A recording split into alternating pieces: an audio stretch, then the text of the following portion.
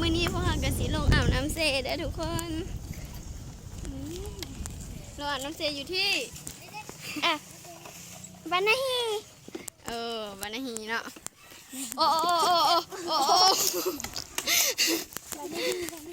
แต่ว่าก่อนที่ไปทำชมคลิปก็อย่าลืมกดไลค์ กดแชร์และกด Subscribe ในสั่งของเขาเห็ดคลิปนี้หน่อย โอเคช่วงนี้หนูนาไม่ได้เข้าลงคลิปเพราะว่าเสียงค่ะบอกวันเฮียนโอเคไปทุกคนเดี๋ยวเขาลงเซกันเลยเนาะ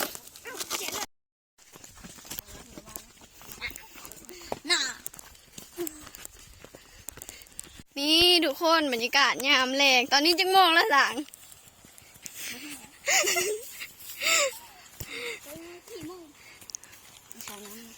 โอ้นี่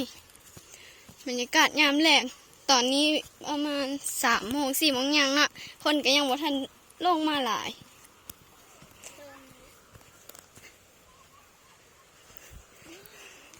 โอ้ไม่ได้เห็นเอิ่นโดดทุกคนยังจืดได้อยู่บ่งามขึ้นหรือว่าเป็นอะไรคอมเมนต์มาได้เด้อ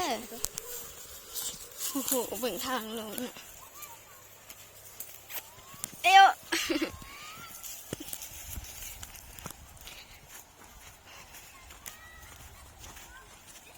ว้า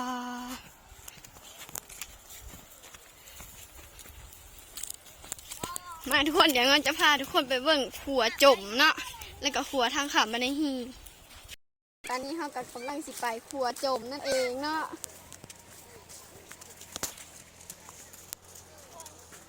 อาบน้ำเซเย็นบ่เย็น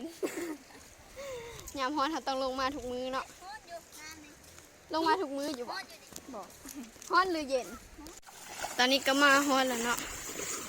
ขัวจมบ้านนาฮีแล้วก็สิไปเบิ่งขัวลอยพร้อมเนาะมีขัวจมแล้วก็ต้องมีขัวลอยว้าวพี่โอ้นี่ขัวจมทุกคนสังย่างลงไปเบิ่งนู้เลิกอยู่บ่เอ้า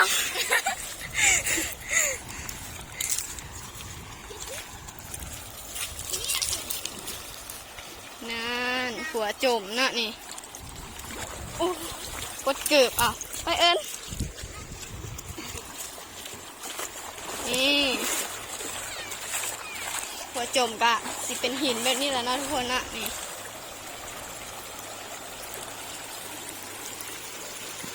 เดี๋ยวเราจะพาทุกคนไปเบิ่งขัวบกพร้อมนะขัวไม้อันนี้ก็คือขัวหินขัวจมขัวจมที่เอาหินมาปะไว้แบบนี้แหละทุกคนส่วนขัวไม้ก็สิเป็นแบบนั้นเด้อเนาะ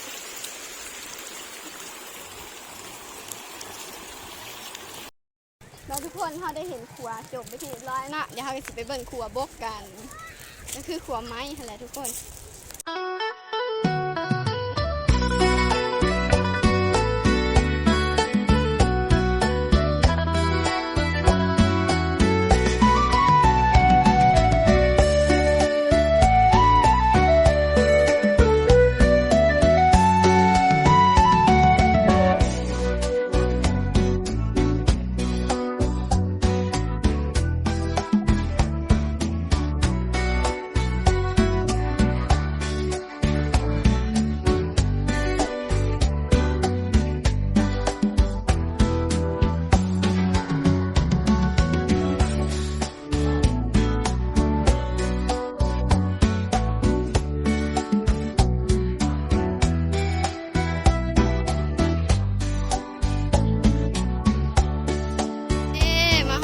แล้วทุกคน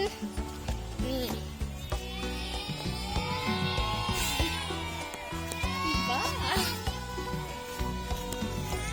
และนี่ก็เป็นขัวข้ามบ้านนาฮีเด้อทุกคนนี่ทางขวามเอารถขับก็ได้เด้อทุกคนแต่ห้ามขับรถใหญ่ขับเด้อให้เขาเจอคนถ่ายคลิปคือเดียวอีก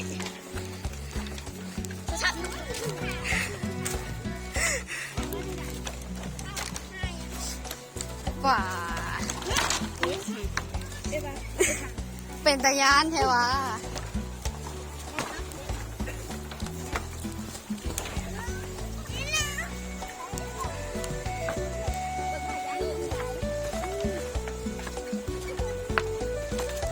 โทษ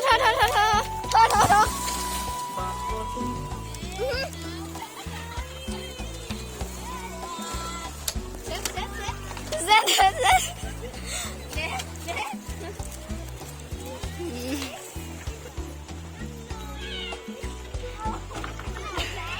เอาหน้าชิกระโดดเอ้าโอ้ยโดดขัวกับมาบ้านี่เป็นอะไรโดดขัวเจ็บดัง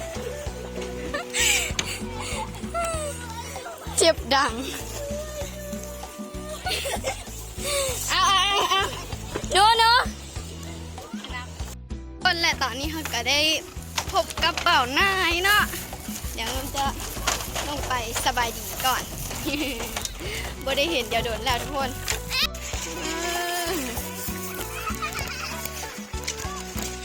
ได้พบกับเป่านายสบายดี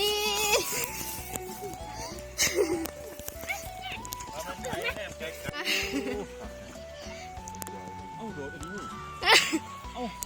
น้ำเลิกอยู่บ่บ่เลิกเลยเนาะ บ่เลิกเพียงคอพอดีโดดอ๋อสุดยอดเลยบรรยากาศบ้านเพิ่นนี่แหละครับสวยงามบ่แพ้เลยครับใส่สมบูรณ์ครับเวลาอยากเบิ่งวิวใส่สมบูรณ์บ้านทั้งนี้ได้เลยครับบรรยากาศเดียวกันเดี๋ยวจะมองครัวเพิ่นก็ยังเป็นใช่ละเด็กน้อยจับได้หน่อยได้ดิบ่ได้ไปได้หน่อยจับมัน บ๊อบเลยบ๊อบเลยเหรอ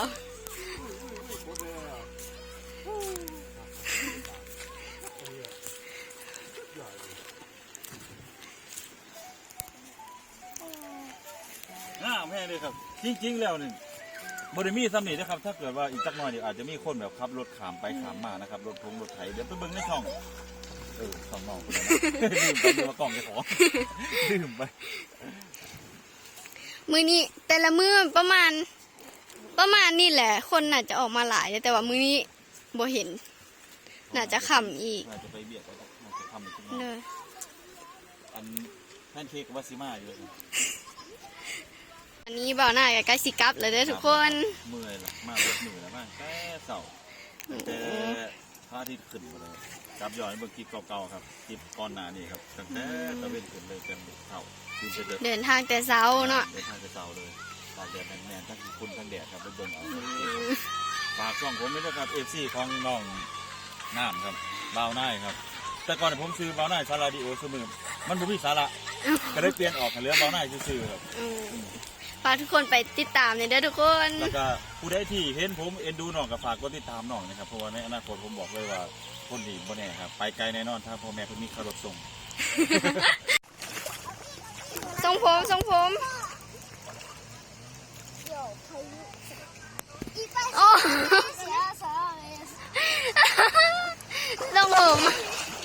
เบิ่งทรงผม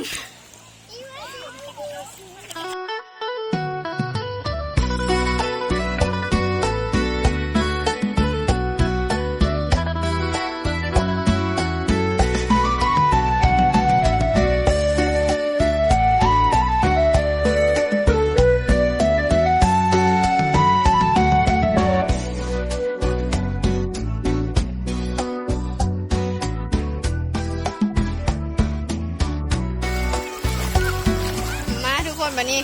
เดี๋ยวเขาจะพาไปชมบรรยากาศเด็กน้อยเนาะอาบน้ำโหตอนนี้กำลังหลั่งไหลไปใส่กระพูเดี๋ยวเราจะนำใบถ่ายให้ทุกคนบ้างนะ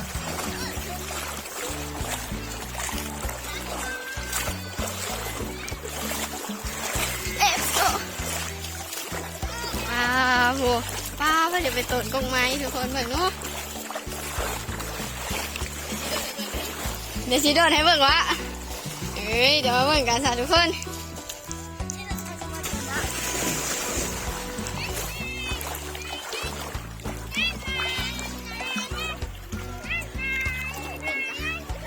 ป่า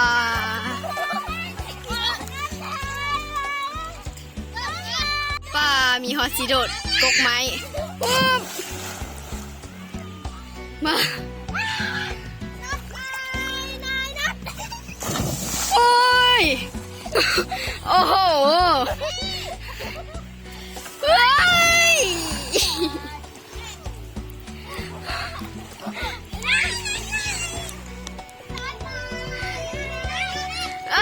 เอิ้น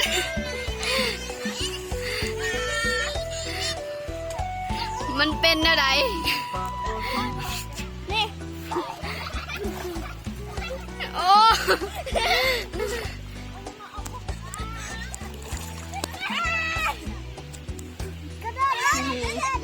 หนึ่งสองสามสี่เฮ็ดเอาโซท้าโดดแบบดิจิตอลเนอะ